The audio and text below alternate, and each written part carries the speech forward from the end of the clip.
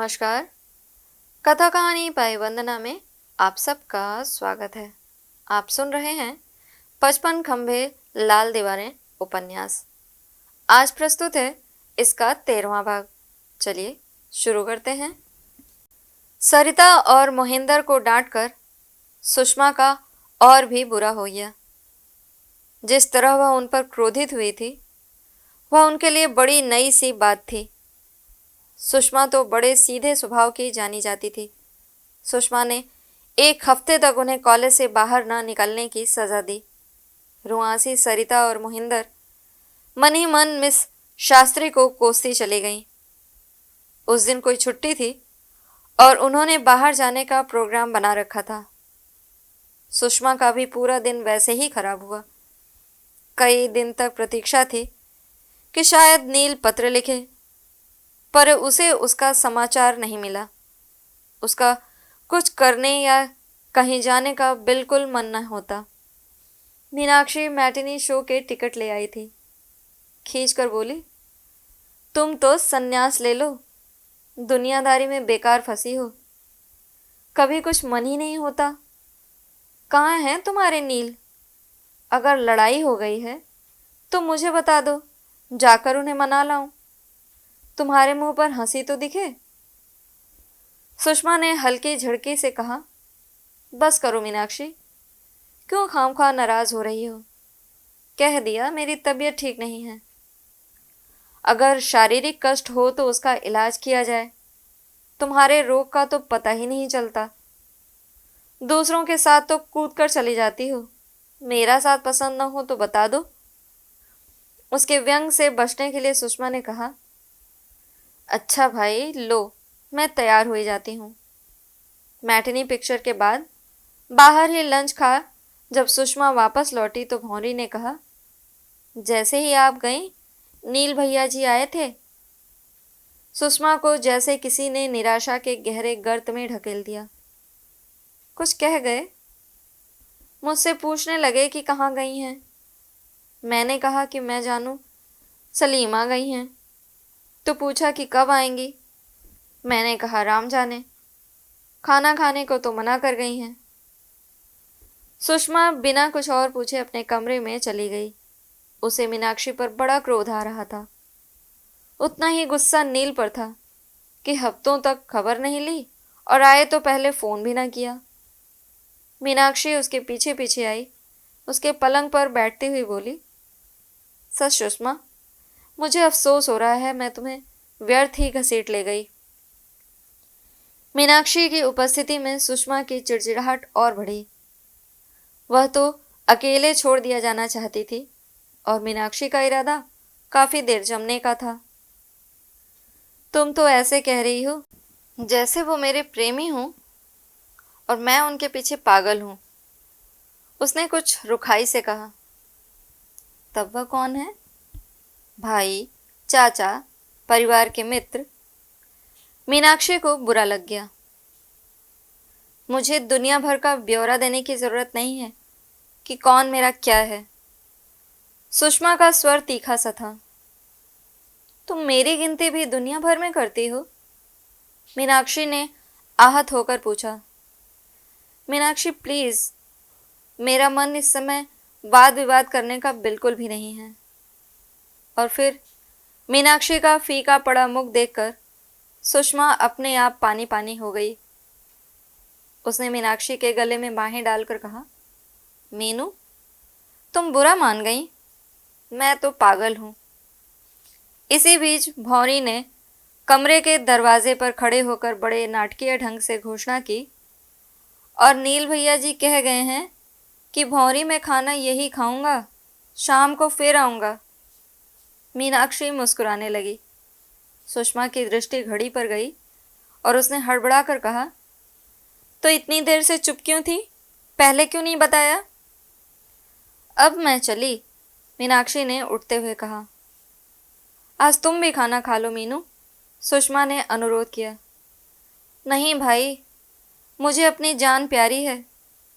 एक तो सुबह से तुम्हें लेकर गायब थी और इस समय भी मुझे यहाँ पाकर तो तुम्हारे नील मेरी हत्या ही कर देंगे। सुषमा की सारी थकावट जैसे धुल गई। उसने भौरी से कहा, मेरे लिए नहाने के लिए पानी रख दो।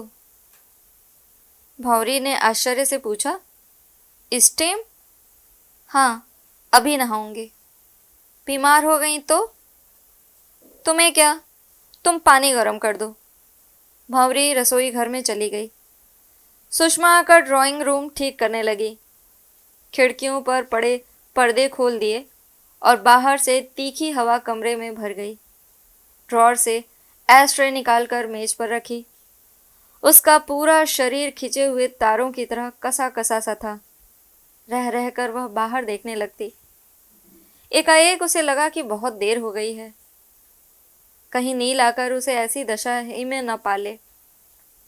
उसने ढीले बालों को लपेट लिया। अंदर जाकर उसने भौरे से गुसलखाने में पानी रखने को कहा। और सुन, डिब्बे में कॉफी बची है या नहीं? थोड़ी सी तो होगी, भौरी ने उत्तर दिया। सुषमा स्नान करने चली गई। बाल्टी की तलिक तक पानी अपने ऊपर डाल उसने शरीर पोंछा और टैल्कम पाउडर लगाने को हाथ बढ़ाया। फिर कुछ सोच कर रुक गई।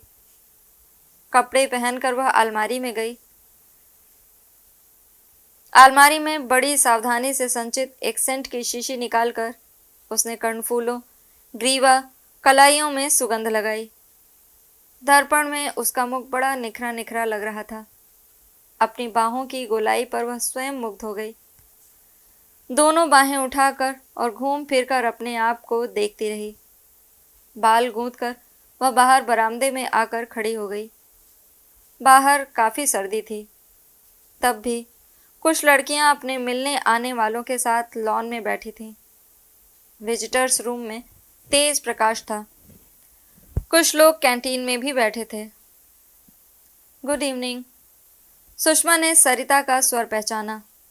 वह उदास सी अकेली टहल रही थी। और दिन होता तो सुषमा उससे कुछ बातें करती, पर आज तो सरिता की सभी सहेलियां छुट्टी होने के कारण बाहर गई हुई थी और अभी लौटी न थी। केवल सरिता दंडित अकेली बच गई थी। उसने बड़ी बड़ी उदास आंखों से सुषमा को देखा। फिर उसने गेट से घुसती नील की कार पहचान ली। उसकी आंखें शरारत से भर उठी। वह तेजी से हॉस्टल की ओर चली गई। उसने कमरे में रखा स्टैंडर्ड लैंप जला दिया और भौरी से कॉफ़ी बनाने को कहा। दूध तो है नहीं, भौरी बोली। दूध जाकर ले आओ, कहकर सुषमा जब तक फिर बाहर के कमरे में आई, तमाम पैकेटों से बाहें भरे नील कमरे में आ चुका था। उसने सारे पार्सल कुर्सी पर डाल दिया और सुषमा उसके पास सिमट आई। बहुत देर तक कोई कुछ नहीं बोला। फिर सुषमा ने उसके सीने में सिर गड़ाते हुए कहा, कहाँ चले गए थे इतने दिन को? तुम्हें ने तो कहा था कि न आया करो, नील ने चिढ़ाया। सायाश आंखें उठाकर सुषमा ने कहा, मेरी बात ना सुना करो। अब तो नहीं मना करोगी? नहीं। नील ने उसे कुछ दूर तक उसकी आंखों को देखा। उसके गीले होंठ मुस्कुरा नहीं रहे थे, प्रतीक्षित थे। मुझे ऐसा लगता था कि मेरा कोई अंग कट गया है, कुछ अंश पीछे छूट गया है। आज सुबह आया और सबसे पहले यहाँ आया। तुम्हारे न मिलने पर इतनी निराशा हुई कि सारा दिन खराब हो गया। पीछे का दरवाज़ा खुला और सुषमा अलग हट गई। शायद भौरी दूध ले आई थी। ये सब क्या ले आए हो? सुषमा ने अपने बालों को हाथों से थपथपाते हुए पूछा। तुम्हारे लिए, देखो पसंद है। नील सुषमा के लिए अनेक उपहार ले आया था। पर्स, छपी हुई साड़ियाँ, जरीदार चौड़े बॉर्डर के ब्लाउज पीस, कानों के लिए मोतियों के लंबे लटकन। मेरी आदतें क्यों खराब कर रहे हो? इतना सारा लाने की क्या ज़रूरत थी? नील ने डिब्बा खोलते हुए कहा, ये पहनो तो देखूं कि कैसी लगती हो। ज्वेलर कह रहा था कि आजकल फिल्म स्टार्स में इनका फैशन बहुत है। सुषमा ने नील का मन रखने के लिए कान के अपने कर्णफूल उतारते हुए अपनी बात फिर दोहराई। इतना सब मुझ पर खर्च करने की क्या जरूरत थी?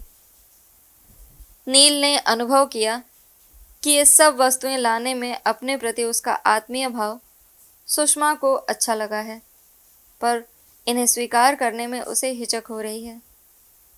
वो कुछ रुकता हुआ सा बोला, भाई मेरे लिए तो सिर्फ एक सुषमा है, वन एंड ओनली। कहीं भी जाऊं उसके लिए सारा बाजार खरीदने का मन होता है। तुम्हारी बात दूसरी है।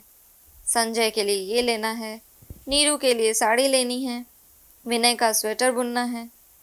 इस सब में बेचारा पीछे छूट जाता हूँ मैं। ग्लव्स बुनने का वादा किया था, वो भी भूल गई। सुषमा नीचे कारपेट पर बैठी थी। उसके चारों ओर भूरे लिफाफों, पतली डोरियों और रंगीन कागजों का ढेर था। उसे हटाती हुई वह नील के पैरों के पास सिमट आई और उसके घुटनों से हल्के से सिर टिकाते हुए उसने प्यार से मनाया, अरे तुम तो बुरा मान गए। जो तुम हो मेरे लिए वो कोई और कैसे हो सकता है?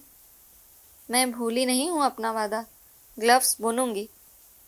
नील, तुम उन भाई बहनों से अपनी तुलना क्यों करते हो? नील ने सुषमा के गीले बाल छुए। तुम हर वक्त उन्हीं लोगों में डूबी रहती हो। खाने के कमरे में बर्तन खनके सुषमा उठकर खड़ी हो गई और पुकारा, भौरी, चाय यहीं ले आ, खाना बाद में खाएंगे। भौरी चाय की ट्रे लेकर आई तो नील और भौरी ने बड़ी आत्मीय मुस्कान का आदान प्रदान हुआ। भौरी के जाने के बाद नील ने पूछा, भौरी, हम लोगों के बारे में क्या सोचती होगी? आज तुम्हें ये ख्याल कैसे आ गया? सुषमा पीले प्यालों में चाय छान रही थी। फिर उसके होठों पर बड़ी शरारत भरी मुस्कान दौड़ गई। टैक्सी में उस बार जब मैंने कहा था कि ड्राइवर क्या सोचेगा, तो तुमने कहा जहन्नुम में जा ड्राइवर, याद है? बहुत अच्छी तरह, नील ने कहा और सुषमा के आंचल में लगे फुंदने के रोशनी धागे खींचने लगा। सुषमा के हाथ से चाय का प्याला ले नील सोफे से टिक गया। कमरे में हल्का सा सुखद प्रकाश था। हल्की पीली दीवारें और चटक नीले पर्दे। सोफे पर नारंगी रंग के कुशन और मेज पर सजे डालिया के फूल। सुषमा की काली शॉल कंधे से लुढ़क आई थी। उसके कानों में लंबे नए इयररिंग उसके मुख पर बहुत अच्छे लग रहे थे और उनके मोती लगातार कांप रहे थे। उसके होठों पर रेशमी तरबूजी साड़ी से मेल खाती हल्की लिपस्टिक थी। आज डालिया के फूलों में बड़ी मीठी अनजानी सी सुगंध आ रही है। नील ने सुषमा की ओर थोड़ा सा झुककर चिढ़ाया। और इसके साथ ही 55 खंबे लाल दीवारें उपन्यास का अध्याय 13 यहीं पर समाप्त होता है। अगले अध्याय के साथ जल्दी ही आपके समक्ष उपस्थित होंगे। तब तक के लिए नमस्कार।